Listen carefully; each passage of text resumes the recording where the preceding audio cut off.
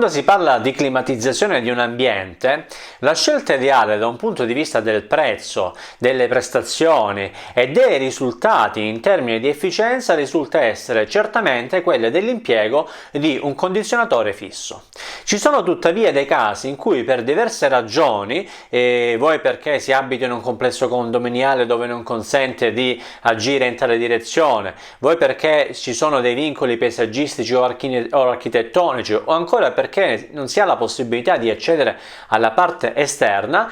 tale tipo di impianto non può essere installato. In questi casi si può procedere in due modi differenti, ovvero il primo, quello con l'impiego di un condizionatore portatile. La seconda opzione, che è quella più performante in tal senso, è quella dell'impiego di un condizionatore senza unità esterna. I condizionatori senza unità esterna potrebbero anche essere definiti condizionatori fissi senza unità esterna. Difatti il condizionatore senza unità esterna viene fissato su una parete, quindi non è spostabile come avviene per il climatizzatore portatile, e una volta fissato sulla parete deve comunicare con l'ambiente esterno,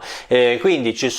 devono essere praticate a secondo del modello un foro, pochissimi modelli, due fori, o in alcuni modelli ancora più performanti che consentono delle prestazioni diverse che vedremo successivamente, fino a 4 fori con un diametro che va dai 16 fino ai 20 cm, variabile ovviamente in funzione del modello che si va a scegliere. La loro struttura è diversa rispetto a quella di un condizionatore fisso. Difatti il condizionatore fisso è composto da due elementi, quindi la motocondensante e lo split interno, che sono collegati tramite dei tubi attraverso i quali passa il gas refrigerante. Il condizionatore fisso senza unità esterna, diversamente, ha un unico corpo, un unico blocco, all'interno del quale è presente l'unità condensante e l'unità evaporante, ovvero il motore e lo split, che sono accorpati insieme. In sostanza funziona pressoché allo stesso modo rispetto ad un condizionatore fisso. L'unica differenza è che lo scambio termico, che nel fisso avviene all'interno o all'esterno dell'abitazione, nel condizionatore senza unità esterna avviene sempre dall'interno dell'ambiente e tramite due tubi, quindi uno di espulsione dell'aria e uno di entrata dell'aria, riesce a climatizzare un ambiente sia durante il periodo estivo che durante il periodo invernale. Prima di addentrarci nelle varie tipologie, che sono diverse, sono tutte molto interessanti e da comprendere in base alle proprie esigenze quale sia la migliore, vediamo ora quali sono i vantaggi nell'installazione di un condizionatore senza unità esterna. Il vantaggio primario ed essenziale, fondamentalmente, che potremmo racchiudere in un solo vantaggio, è quella di non dover installare nella parte esterna il motore. Per quanto invece riguarda gli svantaggi,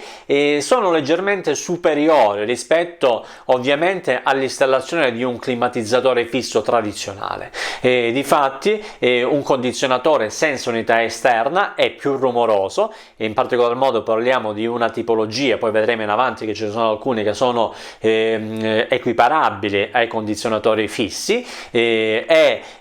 ha un costo di acquisto superiore, costano notevolmente in più a parità di prestazione o anche a prestazioni inferiori, è più ingombrante. Ora che abbiamo un'idea più chiara di cosa sia, di come funziona, di quali sono i vantaggi e gli svantaggi, ci addentriamo nelle diverse tecnologie, dicendo che comunque rispetto ad alcuni anni fa, quando i modelli che erano disponibili sul mercato si potevano contare sulle dita di mezza mano, attualmente ci sono moltissimi modelli anche di diversi marchi. Possiamo affermare,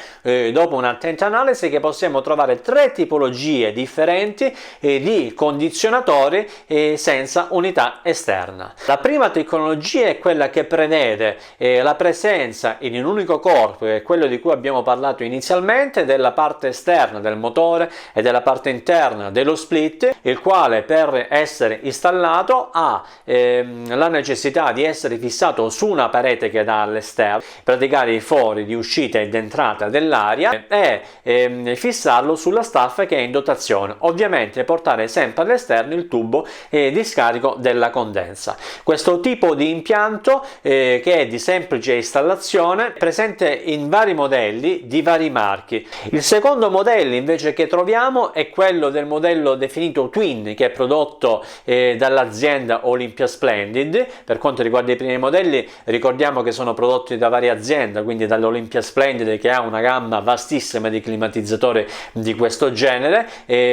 dalla Innova, dalla Mitsubishi Industries, distribuito dal gruppo Thermal, e di altri prodotti che trovate nel link in descrizione. La seconda linea, prodotta dicevamo dalla Olympia Splendid, è un modello che riesce a climatizzare contemporaneamente i due ambienti, ovvero è formato da questo primo corpo che abbiamo visto, al quale si collega uno split, quindi tramite dei tubi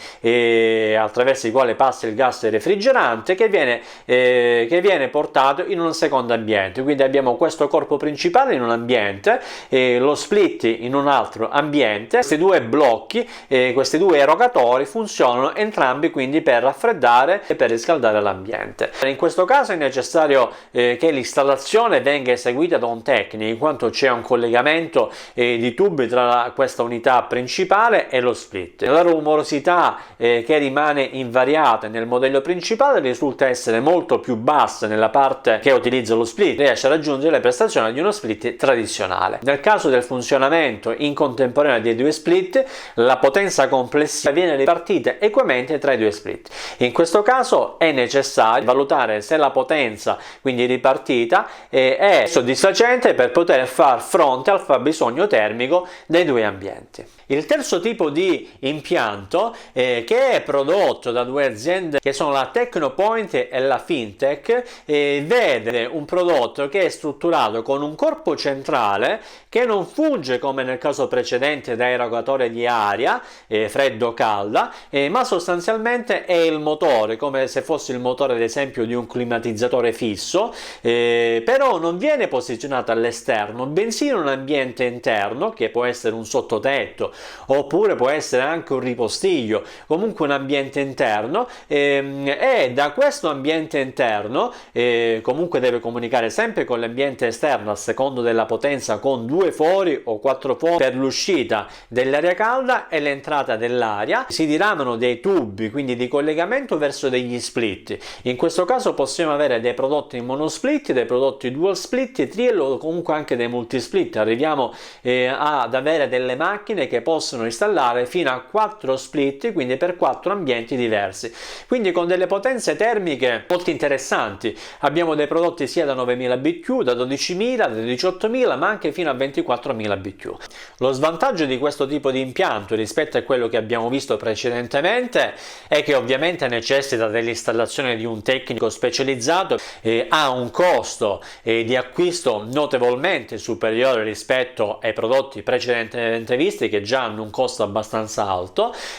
ma porta con sé un indubbio vantaggio, ovvero possiamo climatizzare più ambienti contemporaneamente, ma soprattutto avere una rumorosità degli split contenuta paragonabile a quelle degli split tradizionali. Per chi volesse ulteriormente addentrarsi ed avere maggiore informazione rispetto a tutte queste tipologie ed anche i modelli specifici, può seguire il link che trova giù in descrizione, all'interno del quale troviamo tutti i modelli con le varie specifiche tecniche.